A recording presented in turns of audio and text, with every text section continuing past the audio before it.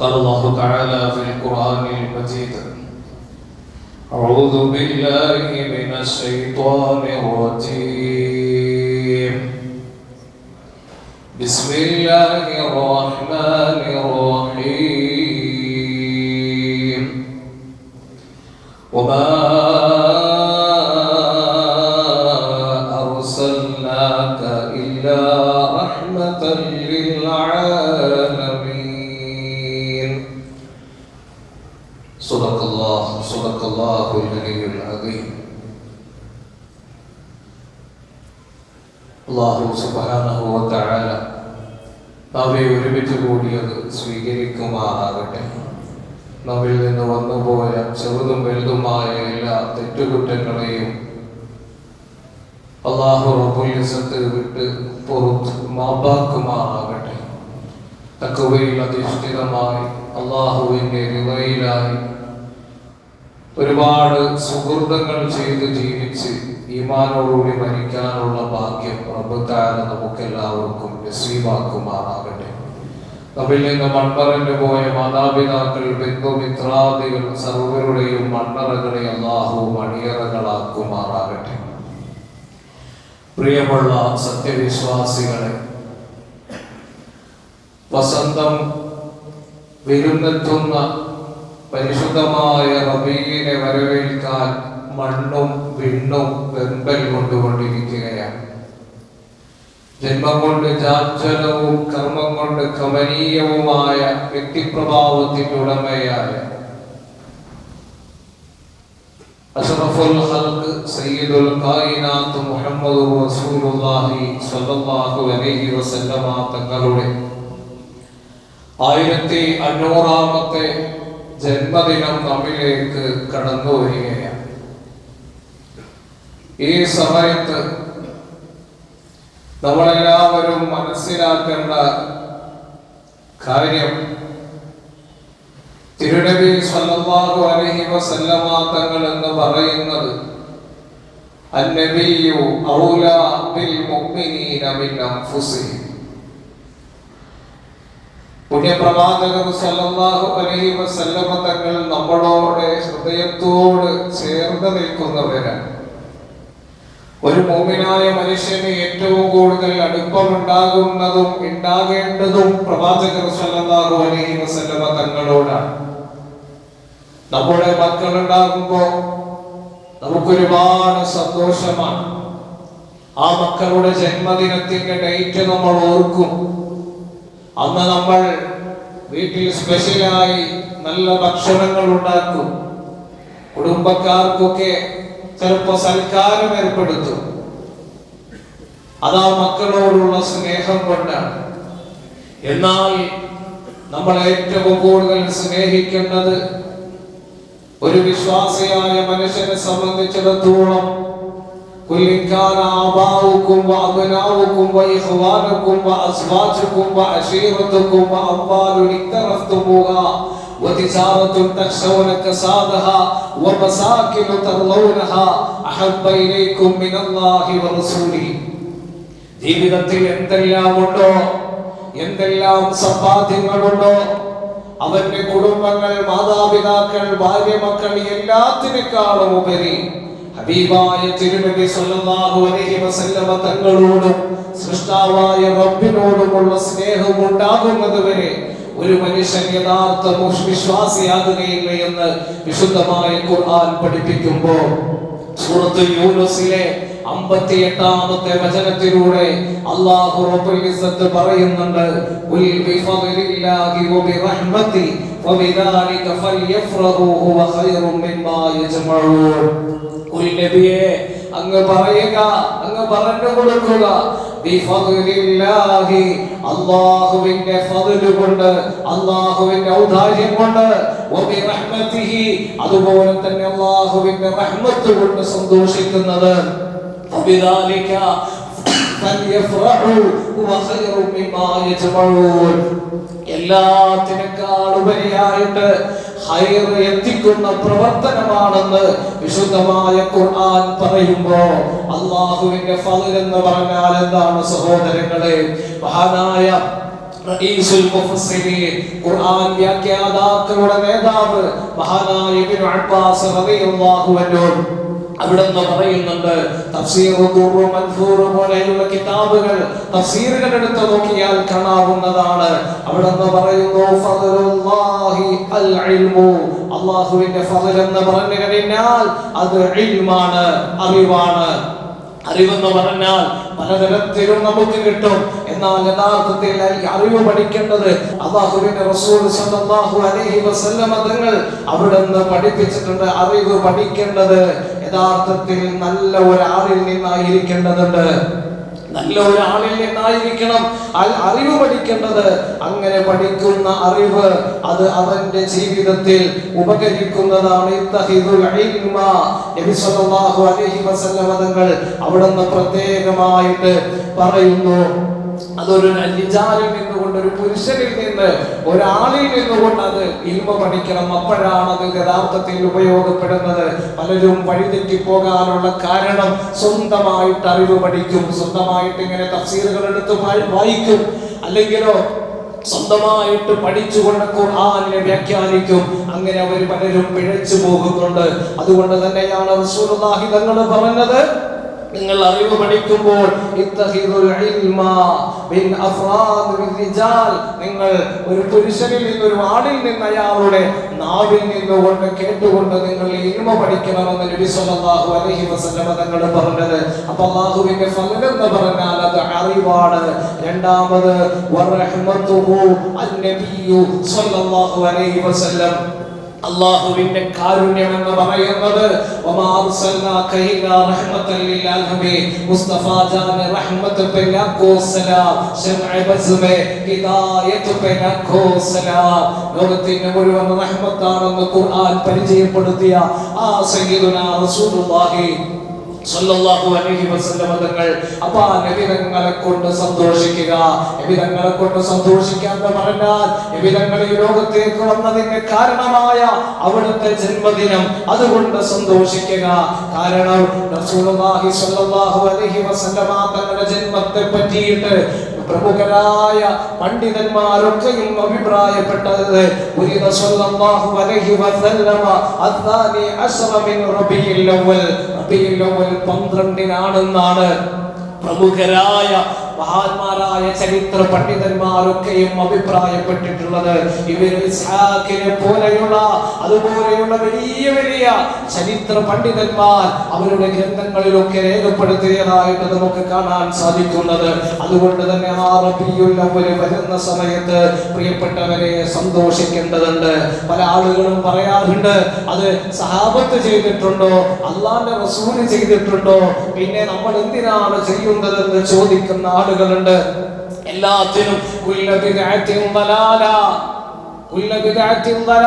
എല്ലാ ബിദ്അത്തും ദലാലത്താണ്. ആ ദലാലത്തുകൾ മുഴുവനും അത് നരകത്തിലേക്ക് കൊണ്ടുപോകുന്നതാണെന്ന് പറയുന്ന ആളുകളുണ്ട്. എന്നാൽ അവർ മനസ്സിലാക്കേണ്ടത് ആ നബി സല്ലല്ലാഹു അലൈഹി വസല്ലം തങ്ങൾ പഠിപ്പിച്ചതാണ്, മൻ സന്ന സുന്നതൻ, ഒരാള് ദീനിൽ നല്ല ഒരു ചര്യ കൊണ്ടുവന്നു കഴിഞ്ഞാൽ, ദീനിൽ നല്ല ഒരു പുതുതായി കൊണ്ടുവരുന്ന ചര്യ, ആ മൻ സന്ന സുന്നതൻ എന്നതിനെ അതിനെ പറ്റിയിട്ട് പഠിച്ചുകൊണ്ട് അതിന്റെ അർത്ഥങ്ങളെ മനസ്സിലാക്കുന്ന ഒരാളെ സംബന്ധിച്ചിടത്തോളം യാതൊരു സംശയമില്ലാത്തൊരു കാര്യമാണ്, മൻ സന്ന സുന്നതൻ ഫലഹു അജ്റുഹാ, കൊണ്ടുവന്നു കഴിഞ്ഞാൽ അയാൾക്ക് വലിയ പ്രതിഫലമുണ്ട്. മാത്രമല്ല അതുമൂലം അയാൾ കൊണ്ടുവരുന്ന ഒരു നല്ല കാര്യം അതിന്റെ പേരിൽ വേറൊരാൾ ചെയ്തു കഴിഞ്ഞാൽ, ആ നല്ല പ്രവർത്തനത്തിൽ പങ്കെടുത്തു കഴിഞ്ഞാൽ അതിന്റെ കൂടി പ്രതിഫലം അയാൾക്ക് ലഭിക്കുന്നതാണ്. വീണ്ടും നബി സല്ലല്ലാഹു അലൈഹി വസല്ലം തങ്ങൾ പറയുന്നു, മൻ സന്ന സുന്നതൻ സയ്യിഅതൻ, അതേപോലെ തന്നെ ഒരാൾ ദീനിൽ പുതുതായിട്ട് ഒരു മോശം പ്രവർത്തനം അയാൾ കൊണ്ടുവന്നു, മോശമായ ഒരു സംഗതി കൊണ്ടുവന്നു, ഫലഹു ഉസ്റുഹാ, അതനുസരിച്ച് കൊണ്ട് പ്രവർത്തിക്കുമ്പോൾ അയാളെ സംബന്ധിച്ചിടത്തോളം അയാൾക്ക് അതിന്റെ തിന്മ ചെയ്തതിന്റെ ശിക്ഷ അയാൾക്ക് ലഭിക്കുന്നതാണ്. അയാൾ ചെയ്ത പ്രവർത്തനം കണ്ടുകൊണ്ട് മറ്റൊരാൾ കൂടി അതിൽ പങ്കാളിയായി കഴിഞ്ഞാൽ അതിന്റെ കൂടി തിക്തഫലം അയാൾക്ക് ലഭിക്കുമെന്ന് സയ്യിദുൽ കായിനാത്ത് മുഹമ്മദ് റസൂലുള്ളാഹി സല്ലല്ലാഹു അലൈഹി വസല്ലമ തങ്ങൾ പഠിപ്പിക്കുകയാണ്. പ്രിയപ്പെട്ടവരെ, അതായത് ദീനിൽ പുതുതായ ഒരു കാര്യം കൊണ്ടുവന്നു എന്നതുകൊണ്ട് നമ്മൾ പ്രത്യേകമായ മനസ്സിലാക്കേണ്ടത് ചരിത്രമായ വസ്തുതകൾ പരിശോധിക്കുമ്പോൾ അതിൽ നിന്നുകൊണ്ട് നമ്മൾ പ്രത്യേകമായിട്ട് മനസ്സിലാക്കേണ്ട ഒരു കാര്യമെന്ന് പറഞ്ഞാൽ ദീനിൽ കൂട്ടിച്ചേർക്കുന്ന കാര്യം അത് അല്ലാഹുവിന്റെ റസൂൽ സല്ലല്ലാഹു അലൈഹി വസല്ലമ തങ്ങൾക്കും സഹാബത്തും കാണിച്ചു തന്ന ആ സുന്നത്തിനെതിരാണോ എന്നാണ് നമ്മൾ മനസ്സിലാക്കേണ്ടത്. അങ്ങനെ നോക്കുകയാണെങ്കിൽ വിശുദ്ധ ഖുർആൻ ഈ രൂപത്തിൽ ഇവിടെ ഉണ്ടാക്കാൻ കഴിയുമായിരുന്നോ? കാരണം അല്ലാഹുവിന്റെ റസൂൽ സല്ലല്ലാഹു അലൈഹി വസല്ലം തങ്ങൾ ഈ ലോകത്ത് നിന്ന് പോകുമ്പോൾ ഇവിടെ ഖുർആൻ ഇതുപോലെ ഉണ്ടായിരുന്നില്ല.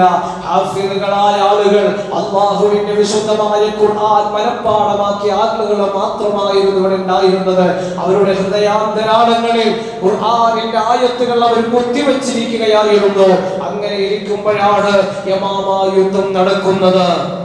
അല്ലാഹുവിന്റെ റസൂൽ സല്ലല്ലാഹു അലൈഹി വസല്ലം തങ്ങളുടെ കാലഘട്ടത്തിന് ശേഷം മുസൈലിമത്തുൽ കദ്ദാബ് എന്ന് പറയുന്ന മനുഷ്യൻ ഈ ലോകത്ത് വന്ന കള്ളപ്രവാചകനായിട്ട് വന്ന സമയത്ത് അയാളുമായി ഏറ്റുമുട്ടി യമാമ യുദ്ധം നടന്നപ്പോൾ 700ഓളം വരുന്ന ഹാഫിളുകളായ ആളുകൾ ഈ ലോകത്ത് നിന്നുകൊണ്ട് യാത്രയായി.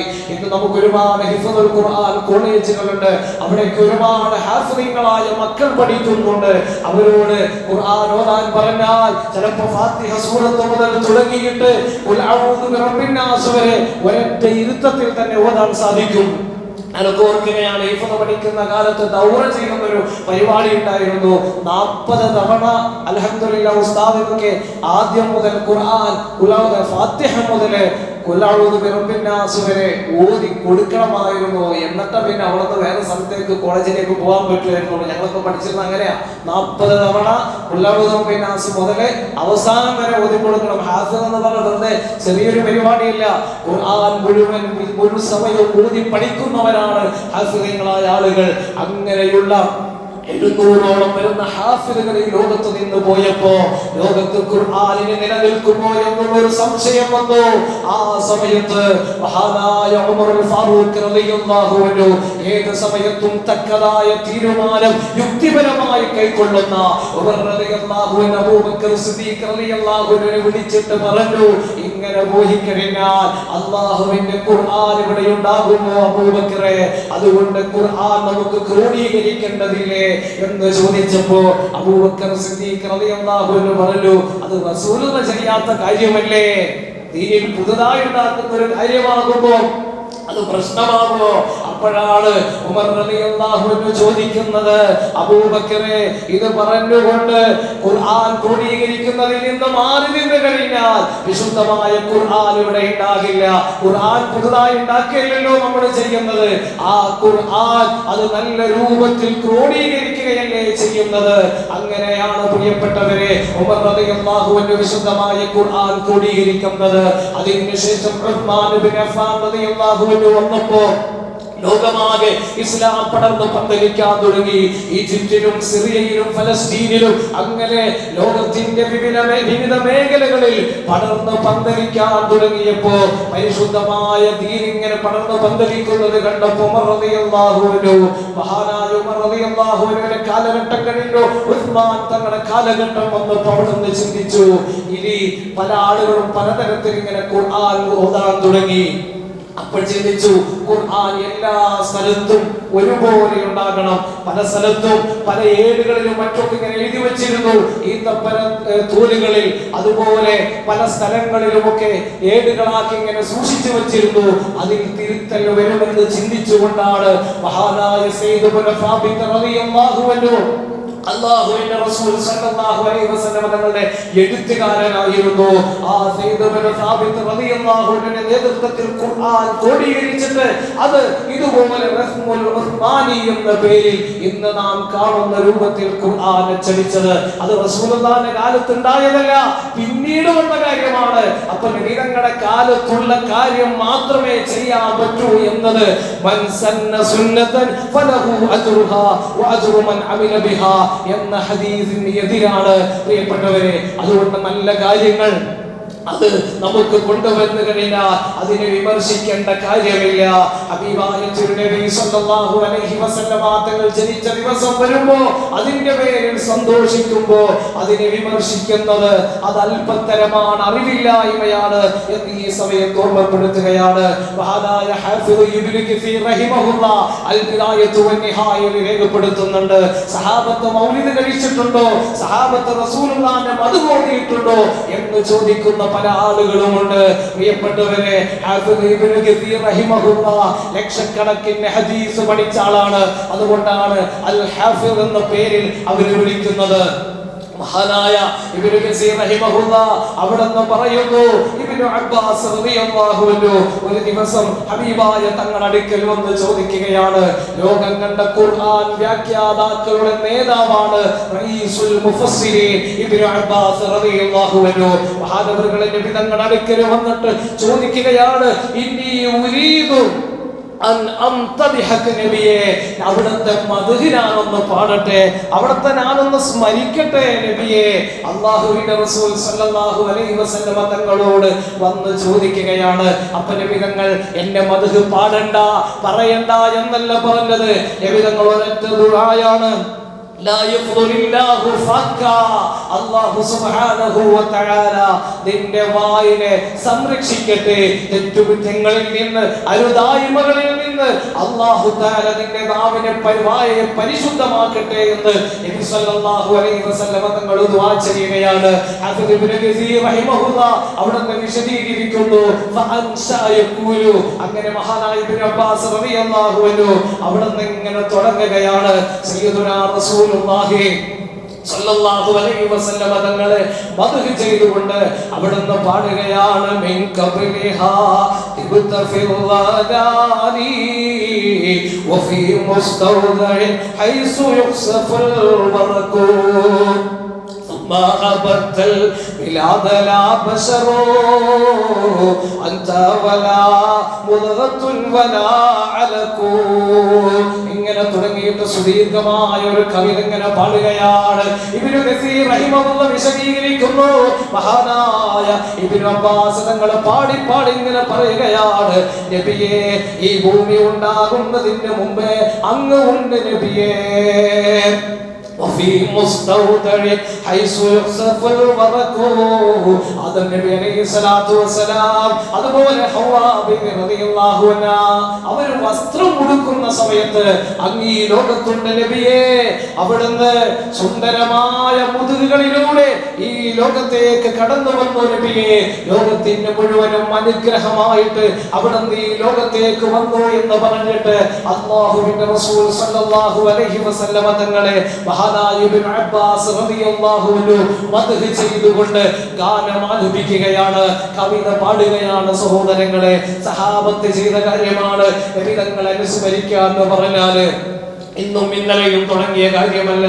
മഹാനായ കഅബ് ബിൻ സുഹൈർ റളിയല്ലാഹു അൻഹു അല്ലാഹുവിന്റെ റസൂലിനെ മോശമായിട്ട് കവിത എഴുതിയ ആളാണ്.